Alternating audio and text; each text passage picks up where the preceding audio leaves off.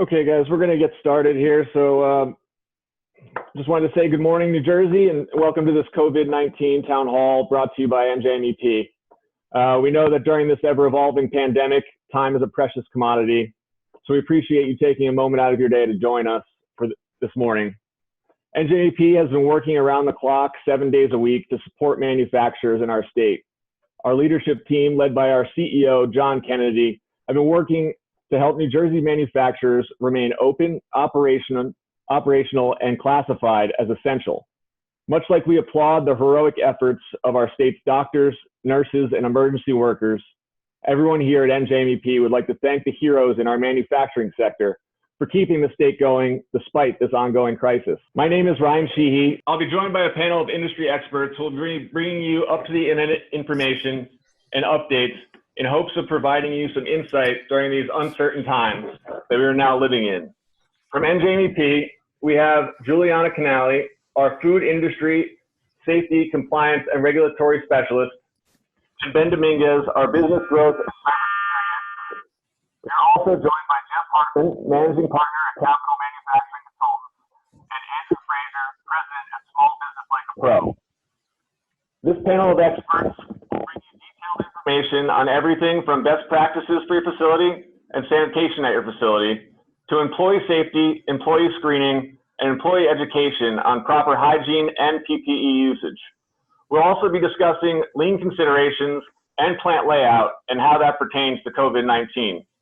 Lastly, we'll be examining some business growth services on how we can strategize for the future. Upon conclusion of the panel's presentation, we would like to open up this webinar for questions and answers.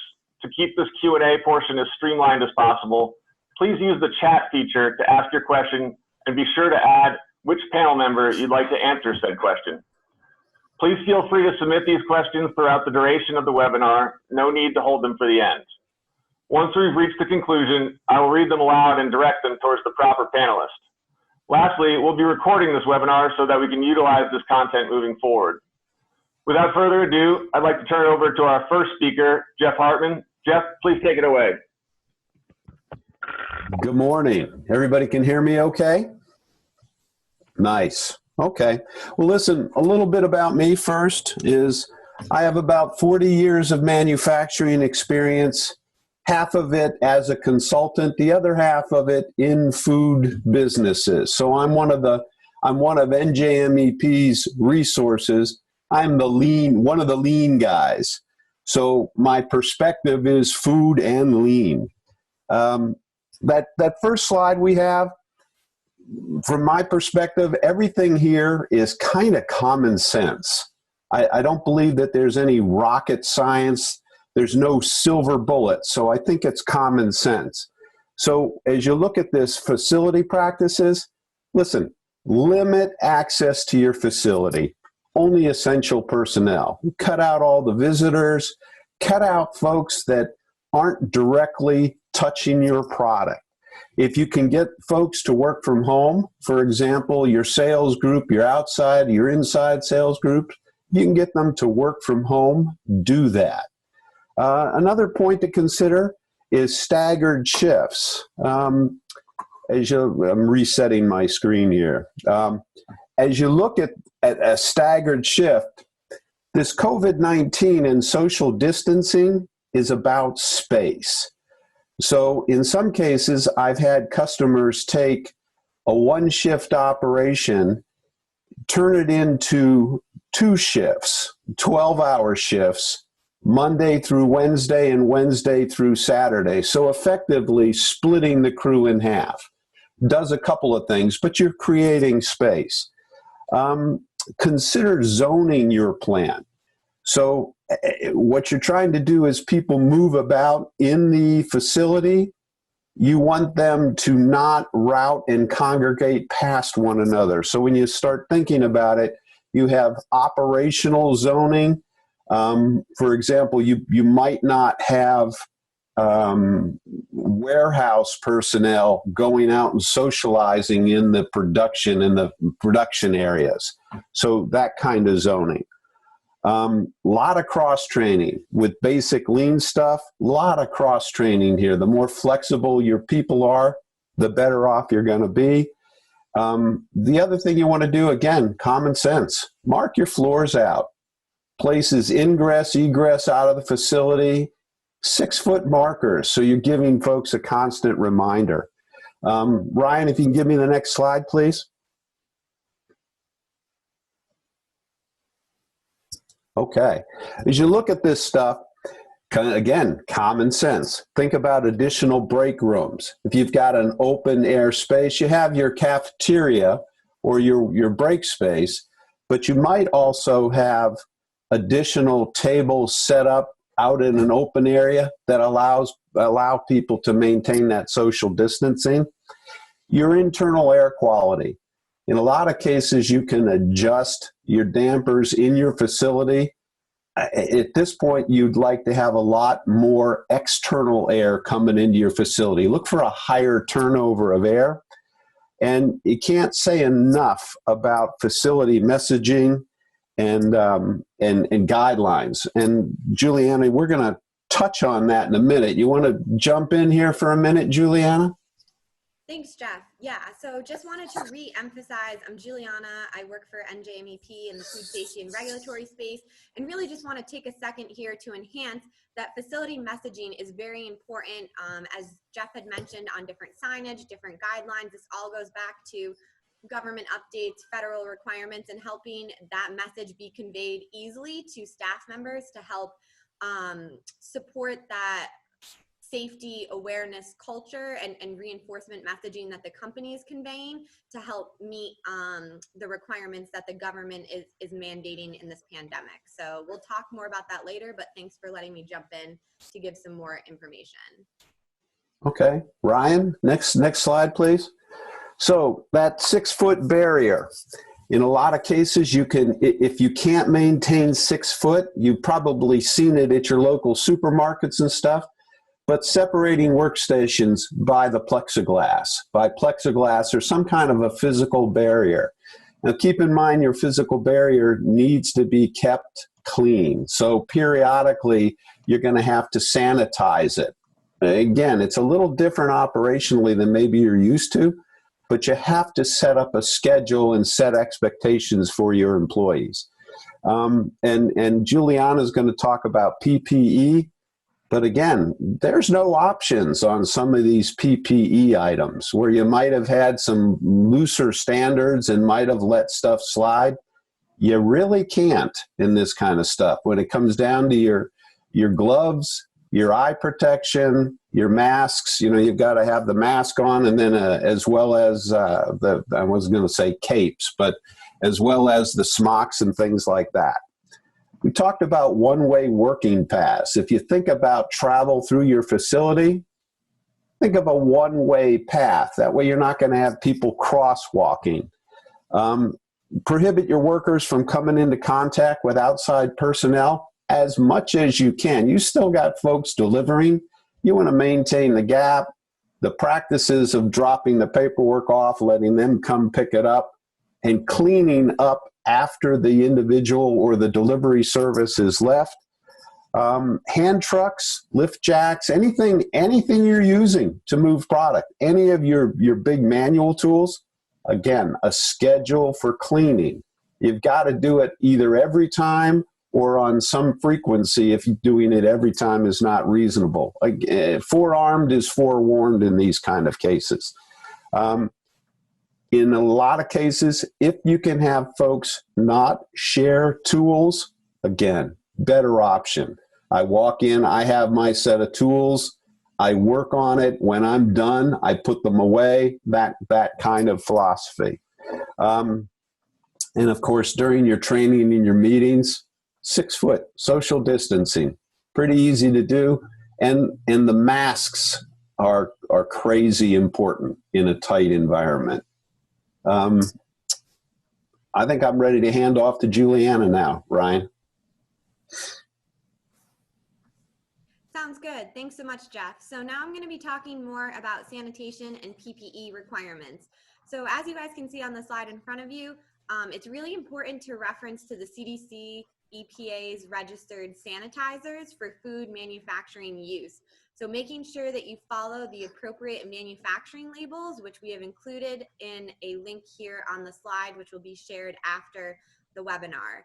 I also really want to take this time to emphasize that surfaces must be cleaned prior to sanitizing.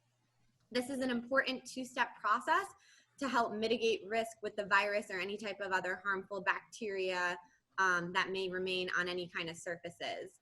I also want to take a second here to emphasize that hand sanitizers do not replace regular hand washing. It's important to have hand sanitizers and products to help sanitize, to make that available to help reduce the risk of the coronavirus, but you also need to be instilling your good manufacturing practices, which are a core value around that is regular hand washing. Documented cleaning scheduling is critical, as well as documenting all cleaning, sanitation, and training parameters in real time. So what does that mean? So that means that when you are cleaning down a surface, or when you are wiping down equipment, or when you are doing a deep clean in the facility, all of this information is very important to document from a federal regulation perspective in regards to this pandemic. Just like you would with any other cleaning program, if you have to do what you say what you do. If you don't document it, it's like it didn't happen. So especially in light of the pandemic and a lot of other scrutiny and regulatory guidelines that are being implemented, you want to make sure that if you are doing any kind of cleaning, disinfectant, sanitization, or any type of training around this, which we're going to talk about later, it's very important that you have this information written down. Ryan, can you go to the next slide? Okay. So in addition to documenting your cleaning and your sanitizing, you also, as Jeff mentioned, want to increase that cleaning and disinfectant frequency for what the CDC has listed out as high touch areas. So these areas are tables, doorknobs, light switches, countertops, handles, any type of technology, your computer, your phones, printers, copy machines, keyboards, and let's not forget the bathrooms, the toilets, the faucets, and the sinks. So anything that's listed out here as a high touch area by the CDC needs to have increased cleaning and disinfectant frequency, as well as documentation. So according to the CDC guidelines, you need to make sure that your sanitation materials, your hand sanitizers, are greater than 60% ethanol or 70% isopropanol per the CDC's, and that you have sanitation wipes, etc., available for all workers and visitors. This helps going back to a safety culture and making sure that employees feel safe while they are coming to work, and that they feel like the company is helping support them and their hygiene and their families during this pandemic. Okay. As I mentioned earlier, everything is in accordance with the CDC guidelines, and as a best practice, you always want to follow the guidelines and directives that are issued by the New Jersey Department of Health, the CDC, OSHA, as well as any other supporting regulatory information that's applicable to maintain a clean, safe, and healthy work environment. Ryan, can you go to the next slide? Okay, I'm going to take this one. So clocking in, clocking out. Maintain your social distancing, 6 foot in. So your normal clock in, clock out procedure might not occur as quickly as you're used to. The idea of hand sanitizing, if you're using a thumbprint or a fingerprint scan, hand sanitize before you do it, hand scan in, hand sanitize afterwards. A lot of cases, companies are doing symptom screening, which I think is really important. Healthcare professional. What I've seen is it is a brief questionnaire. Are you feeling well? Have you been exposed to any COVID symptoms? Are you sharing any symptoms? Have you been exposed to anybody who has come into contact with COVID-19? And it's a temperature check that goes with that. Again, done by a professional if you can do that. Sterilize, we talked about sterilize before clocking in. The PPE, gear up immediately. So it's a matter of you get in, get your pre-check done, and then gear up. Wash your hands before starting work. Upon leaving work, re-sterilize hands often. So if you normally wash hands 3 or 4 times a day, you're going to do it 6 or 7 times a day. I think it's just good practices are coming forward. The other thing you might consider is staggering your employees' arrival and departures, maintaining that distancing. It's a little bit, in my mind, your visual is a little bit like the checkout counter at a supermarket or in our neighborhood Costco. They're marked out on the floor 6 foot. People aren't infringing on the space. So that's Juliana and I will be jumping in and out of these things, so I'm ready to hand back to her right now. Great. Thank you so much, Jeff. And I just want to take this time to say that I looked at the chat briefly. We'll be addressing all of your questions at the end of this webinar. And I saw a couple of sanitation questions, so happy to address those later on. But as I reiterated before, and I'll reiterate again, it's really important to follow the manufacturing labels when you're doing cleaning and sanitization. So moving into screening employees for COVID-19 symptoms. This is very important as outlined in the CDC. As you guys can see the poster here, it's about creating that culture and the comfort level for employees to feel safe and have them want to keep coming back to work on a day-to-day basis. So I'm sure you guys are all familiar with this information, but I just wanted to reiterate some highlights that a fever is defined by the CDC as 100.4 degrees Fahrenheit or greater, and that employees should take the employee's temperature and assess symptoms prior to starting work. And temperature checks should be done ideally prior to the individual entering the facility. Jeff had mentioned earlier that you need a medical guidance person to take this temperature. They have updated the guidelines around that in the state of New Jersey. Whoever is available at the company who has been trained on a thermometer, et cetera, is sufficient. They're trying to provide some flexibility in this time, and there's more information that the EEOC has released on that. Ryan, next slide. So the CDC and the state local health authorities have acknowledged that since this community spread of COVID-19 is a pandemic, they're issuing additional precautions. So this is where it goes into screening employees for body temperature, which is normally not something that we would typically do. However, this is a special situation we're in the pandemic, so changes have been made. It is important to note that a fever is just one of many symptoms that is part of COVID-19. As you guys can see on the poster, we have a fever, we have cough, we have shortness of breath. Not everyone who is affected with COVID-19 may have a fever. So that's just something to keep in mind. It's one of those things that you can help to have your employees feel safe, and it's obviously recommended through the CDC, but it's not the factor. So non-invasive testing should be used to measure temperature, such as temperature guns or other no-contact sensors. So not using an oral thermometer, for example, one of those IR thermometer guns, to help people feel safe with the 6 feet of social distancing as they're getting that temperature regulated. So going back to the CDC poster, we have fever, we have cough, and we have shortness of breath. So these are all things that are symptoms of COVID-19. And if you note on the poster, the symptoms may appear 2 to 14 days after exposure. So this is why the virus is tricky, because people may be carrying it and are asymptomatic. So it's just important to be monitoring and checking in with your employees as much as possible. Ryan, next slide. Okay, so now we're going to be talking a little bit about PPE requirements. So gloves, this has always been a hot topic and a lot of questions that we've gotten from manufacturers. Where gloves are required per your FDA regulations, you need to please continue to maintain current good manufacturing practices.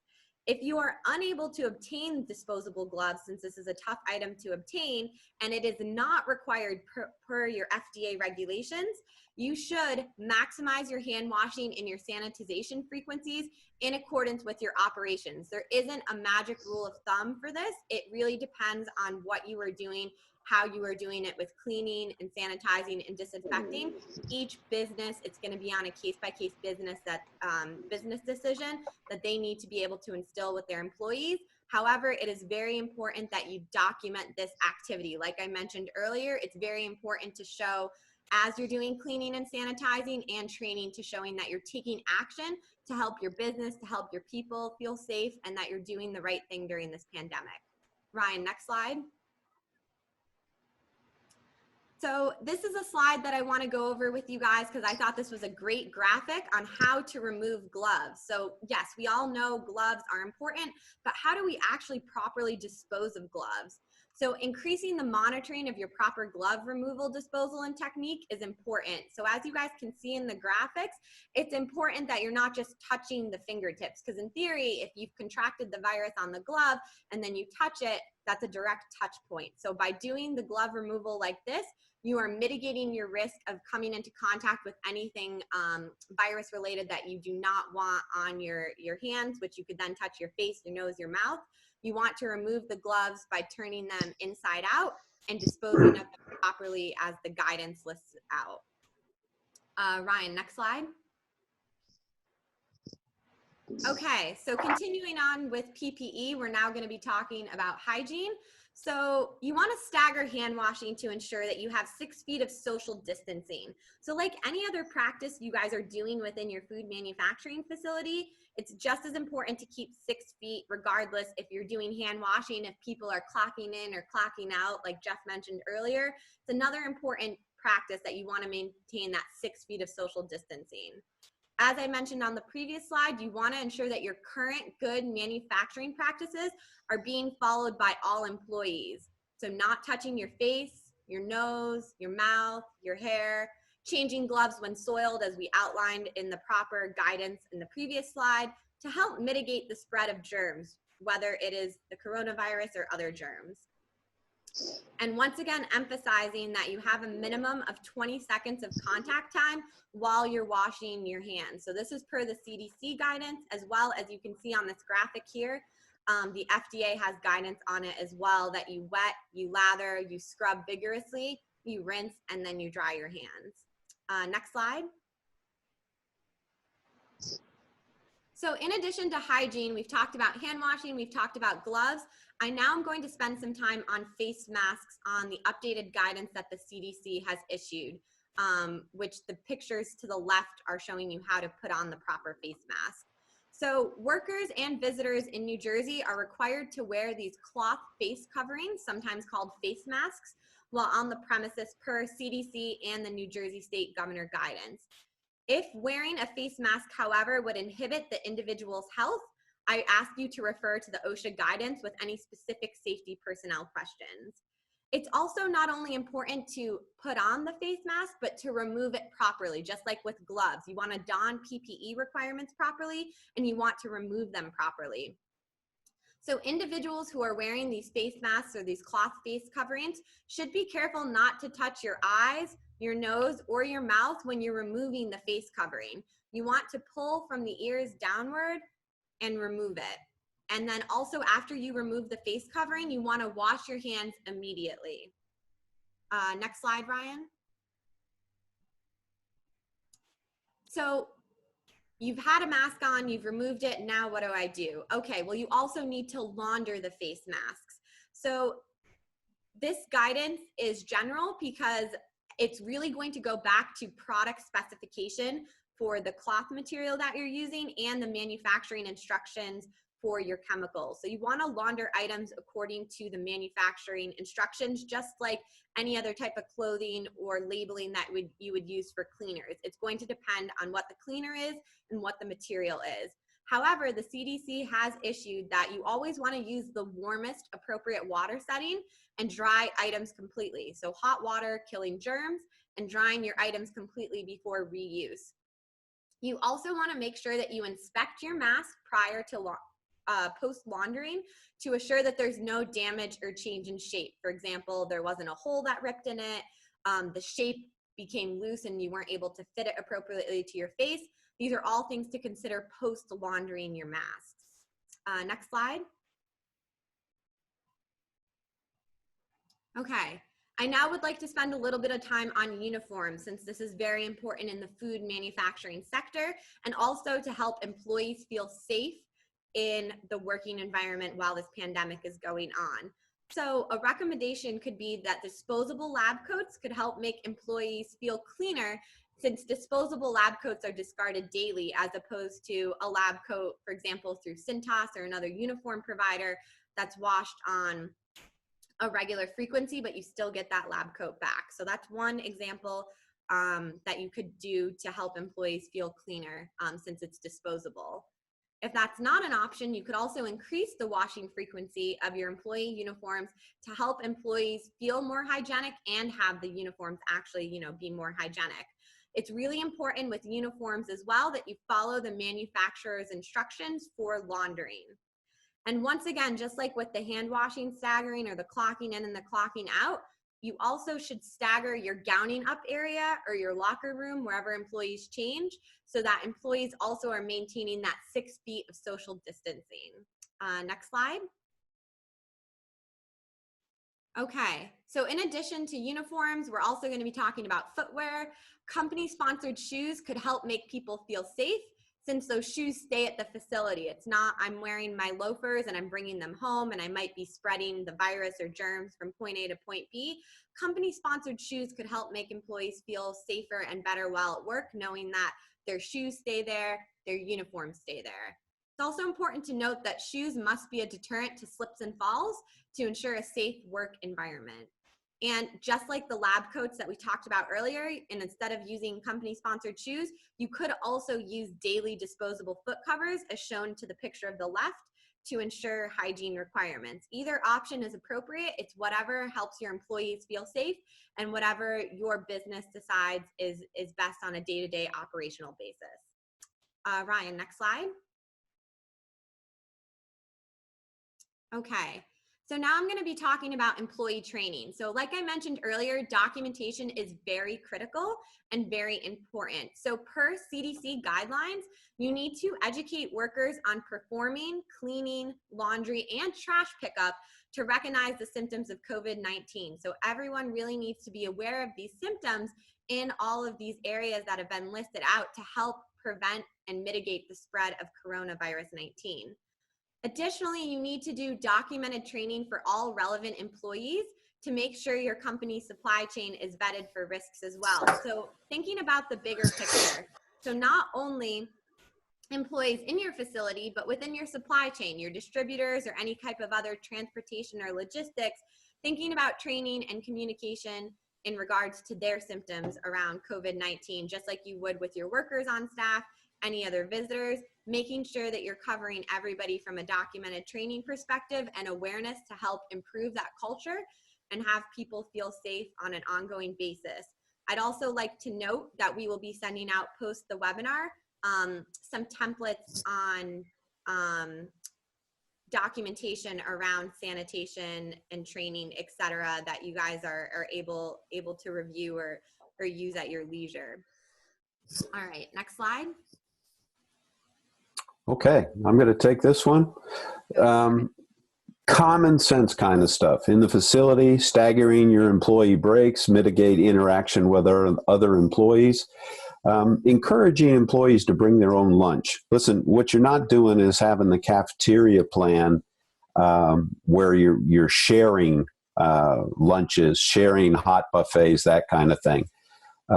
Discourage the drop-off food deliveries. You just don't know where it's been, and you should probably feel more comfortable with your employees bringing their own lunch, I would think.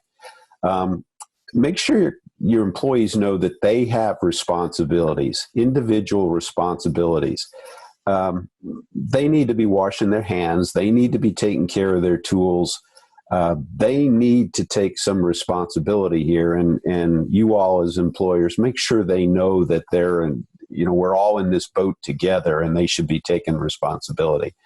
Another common sense thing is monitor the number of individuals in shared common areas. And again, you're seeing this in supermarkets now, where supermarkets and other common areas where they're limiting, I think in Pennsylvania, it's 50% of the building's occupancy. So as people are coming out, you're allowing people to come in just so the physical distancing can be maintained.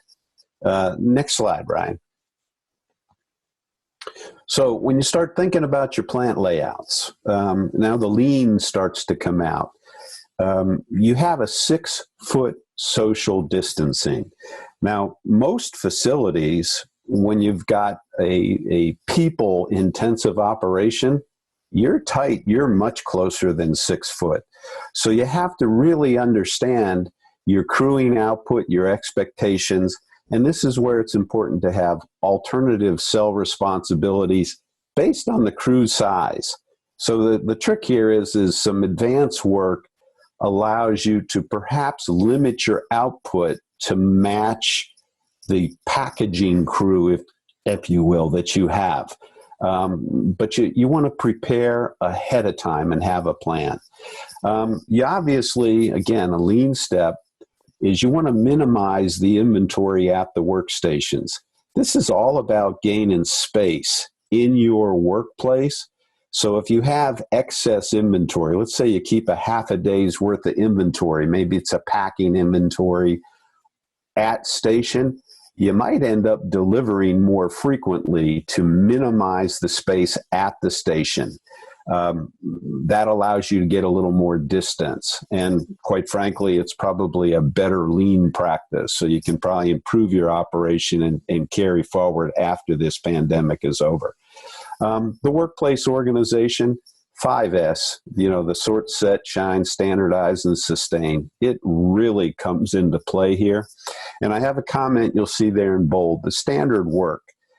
Part of doing in a lean operation is everyone understanding what their job is, how long it should take, the expectations. And that boils down into standard work. If you have standard work in place, it's much easier to modify your practices rather than learning on the fly. So that's that standard work. If you didn't see a need for it in the past, now you probably understand why you would like to have it. Next slide, Ryan. So my final thoughts. Again, I'm going to leave you with some lean thinking. Anytime you're doing an operation, you're really questioning the value added of the operation. And if it's not value added, why are you doing it? So again, taking this into consideration might be able to create some space for you. Now, the 3 value added questions: does your customer care and are they willing to pay for it? Does the activity change the fit, form, or function of the product? And is it done correctly the first time? If the answer is no to any of those, it's not a value-added step. So you got to look at it. The final pitch, as a resource to NJMEP, I'd be glad to come in and visit. And NJMEP has other resources that I'm sure would do the same thing. So if you want a second set of eyes, contact us via the NJMEP, and in my case, be glad to come in and take a look at your operation. Okay. Thanks so much, Jeff and Juliana. Really pertinent and detailed information. And we've elicited some questions here. In the interest of time, we'll continue on to the business growth portion and get to those questions at the conclusion. So I'd like to introduce Ben Dominguez, our business growth and cybersecurity lead here at NJMEP. Ben? Thank you, Ryan. Everyone is being impacted by COVID-19. So we want you, your loved ones, your employees all to be safe, and we want your businesses to be secure as well. So some food manufacturers sell to retailers, and their products are flying off the shelves, and they're struggling to keep up with the increased orders. While other food manufacturers may sell to restaurants, to schools, to stadiums, and all of which are closed right now. So while we're all part of the same storm, we're not necessarily all in the same boat. So we want to spend a couple minutes talking about what businesses could be doing right now to not only survive, but potentially thrive in the recovery. Ryan, if you could, thank you. So I've invited one of our business growth resources, Andrew Frazier, to our call today. Andrew has been assisting our clients for the last couple of years with their business financials, business planning, preparing for succession plan. And I've asked him to address the financial assistance programs available, tips for improving cash flow, and also planning. Andrew?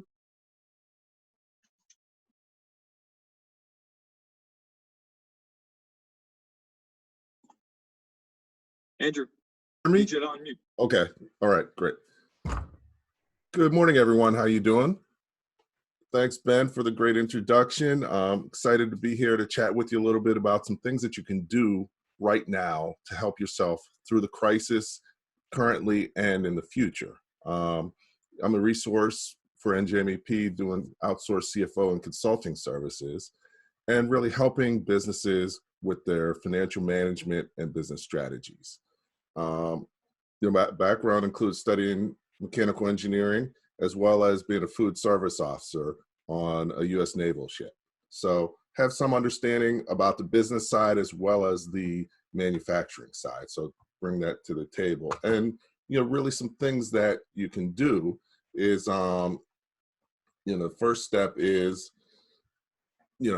know about what financial resources are available for you. There's several different types of loan and grant programs that are available through the SBA, through the NJEDA, and other organizations. The SBA are two of the biggest ones and the ones that are best funded. So, really the two main programs for the SBA are the PPP or Paycheck Protection Program, which is focused on helping you to be able to maintain employees, and it centers around being able to allow you to borrow the funds to keep your employees on for 2.5 months. And really it's a loan, but if you use it to support and bring your employees on, it becomes a grant. So it can be a forgivable loan, and that's great in this time of crisis because they want to keep everybody working if possible. Number two, you got the EIDL or Emergency Impact Disaster Loan. And that's really a two-part loan. One piece is they want to get money to businesses as quickly as possible. So there's up to a $10,000 grant piece. But then beyond that, you can also get financing for a loan through that program. And each of those programs are financing at an advantage way. So, definitely, if you haven't applied for those, if your business is impacted, you should be applying for them. And, we can help you with the applications through the process if necessary. So, the first step is that. The second step, next slide, is managing your cash flow as quickly as possible, okay? And so we talked about the SBA programs. We also have the NJEDA. They have 5 programs as well. Different ones fit with different types of organizations. They're not as well funded as the SBA, so their funds have been running out quickly. And with everything that you do, it's on a first come, first serve. So the sooner you get your application in, the better. So hopefully you've got yours in. If not, you definitely want to get it in soon and we can help you do that. So, SBA, NGA, EDA, and there's others, but they're more specific to where you're located or other things. So we can talk about that as well. Next slide. Given what's going on, it's critical to, even more critical than normal, to manage your cash flows. So, some of the things that you want to look at is staying on top of your receivables and communicating with your customers very regularly, because some businesses are closed or closing. Businesses are conserving cash by maybe not even paying the receivables or paying them late, paying you late. So you need to know what to expect in terms of cash coming in. You also want to work with suppliers on your payables. Maybe you can extend out terms or whatever to help with your cash flow. And then your inventory, it's important. Some businesses, maybe you can have less inventory to conserve cash. Other industries, if you have some issues with your supply chain, you may want to get as much inventory as you can in because you don't know how long your supply chain is going to be. So exploring that, knowing what access to capital do you have? Do you have business lines, loans? Do you have personal funds? What things can you do to manage your cash flow more effectively? So looking into that, preparing for that is key. And then finally, the next slide is on, at the end of the day, you want to be proactive rather than reactive. You want to plan and prepare for both the short term, medium term, and long term. And, one of the key ways to do that right now is you want to look at potential scenarios and what your response may be, because it's very possible you could have to close for 2 weeks. You could have to close indefinitely. You could not be getting paid from your customers. So what are you going to do? How are you going to manage those situations initially for the short term? And then, where's the market now? How has your market changed? Is this a permanent change or is this a temporary change? And then finally, same thing with your supply chain. How has your supply chain changed? How do you expect it to go forward? And really being proactive, being able to make decisions, being ready to react to changes rather than just, having to react and just, not being behind. And, that can make a huge difference with your business. So, so those are some of the key things. Each business is different. We look at each business on an individual basis, but there's more things than you would think you could do, given what's going on, and really, taking this time to really work on your business and develop is important. So, those are some things. Hopefully that's helpful. And now I'll pass control back to Ben, who can talk about next steps. Thanks. Thank you, Andrew. Thank you, Ryan. So what is the plan, right? Well, the question is, how is coronavirus impacting you? How is it impacting your organization? How is it impacting your customers? Have you assessed and clearly defined the challenges that you're up against, the options, and even the potential opportunities that are out there? So now is definitely, Andrew mentioned it, but now is definitely the time to focus on your existing customers, to clearly communicate with customers, express your ability and your interest in helping, and making it as easy as possible for them to buy from you, to buy your products. Is there a new method of delivery? Is there a new distribution channel that you can take a look at? So your short-term plan and action should be guided by both your vision, your goals, but your idea of how your world has changed and how the new normal could look coming out of this recovery. So when you develop your plan, who will you share it with, right? Who will help you not only develop the plan, but who's going to hold you accountable? And what metrics are you going to be using to determine whether or not you're on track? What are you going to measure? So how has your value proposition changed from a sales and marketing standpoint? What's your new message, and who needs to hear it? Ryan, if you could flip to the next slide.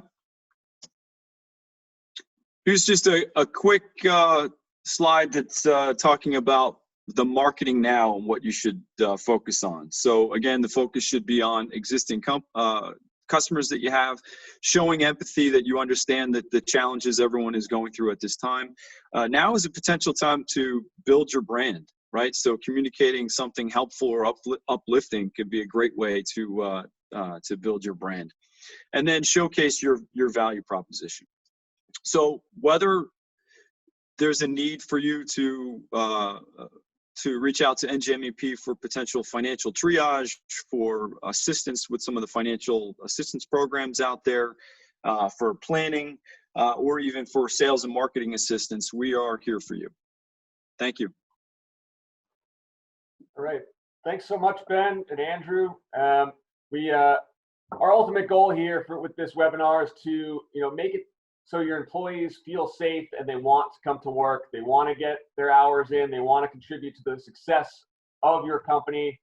So we hope that some of this information was able to give you the tools and the information to be able to provide that safety for your employees. So we had a few good questions here throughout the webinar. I'm going to kind of bundle three of them here. Charlene, Kasturi, and Blair all had questions about hand sanitizers. And Juliana, if you want to answer, what's the proper length of contact required for hand washing to be effective? And then if we can't find alcohol-based sanitizers, are there alternatives that we can use?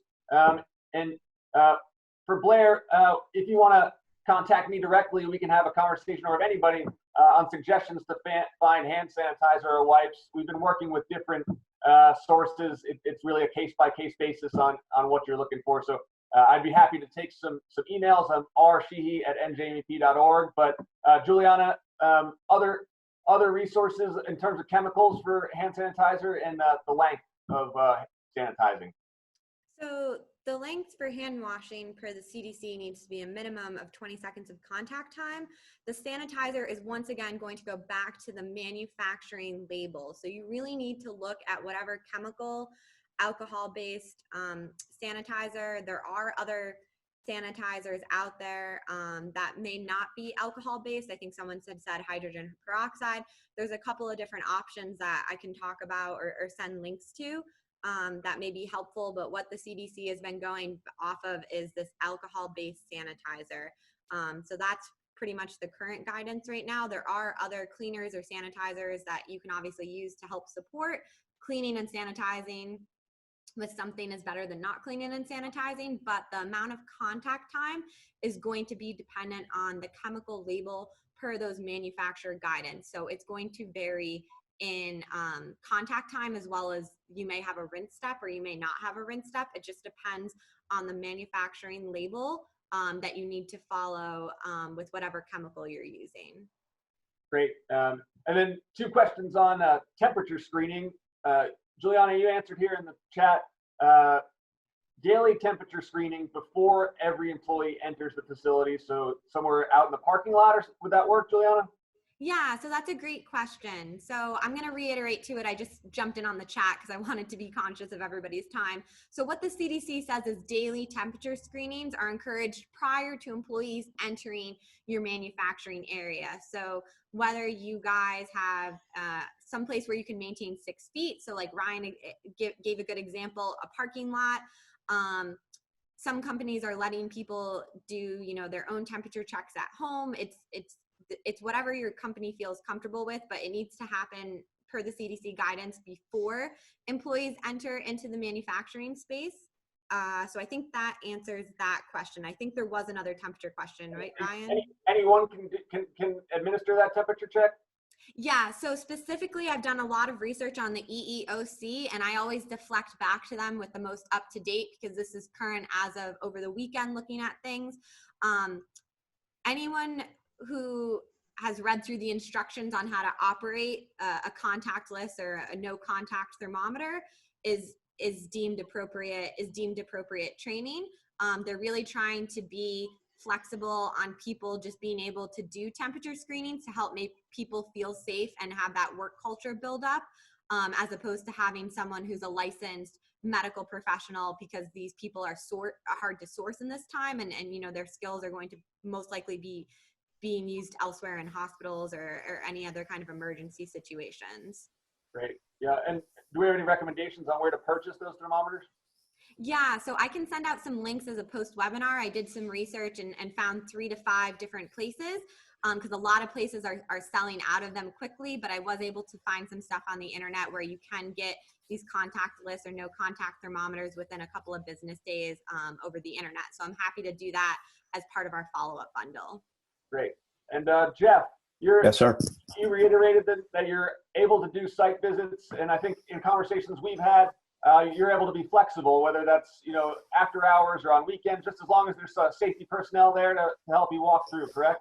Yeah, that's the key. And obviously, if I have not been exposed to any of the COVID-19 inside my circle, and I take all the preemptive measures. And my comment into the chat was, anything in addition that a facility might have, I'll adhere to that as well. When I have gone in, companies I've gone in have sent me a short questionnaire, 3 or 4 questions that basically asked what I just told you. Have you been exposed? Are you showing any symptoms? That kind of thing. So I would be glad to do that. And I visited probably 4 or 5 sites across the last month. Great. And Ben, you would be the best contact for anything regarding a business growth plan with emphasis on marketing, correct? Yes, you could reach directly out to me, or clients can reach out to their NJMEP account manager. We'll work with them to help with planning. We're working with several businesses now on both planning, but some have approached us and said that now's a good time for them to take a look at building out an e-commerce site and updating the website and social media to increase their brand. So those are some other things that we can talk about. And that's bdominguez@njmep.org, correct? That's right. All right. And then if you're having a shortage of employees, can we hire from an agency? Absolutely. We have a service like that here at NJMEP. So we have an entire network of employees working on filling vacancies, setting up apprenticeships. So feel free to reach out to your account manager or anyone here at NJMEP, and we put you in contact with the right person for your region and area on how to source employees if you're having a shortage right now. And I think that wraps it up unless anybody else has a question. I'm not seeing any new ones come into the chat. Hopefully we've provided you with some information that allows your employees to feel safe coming into work and allows you to provide that safe environment.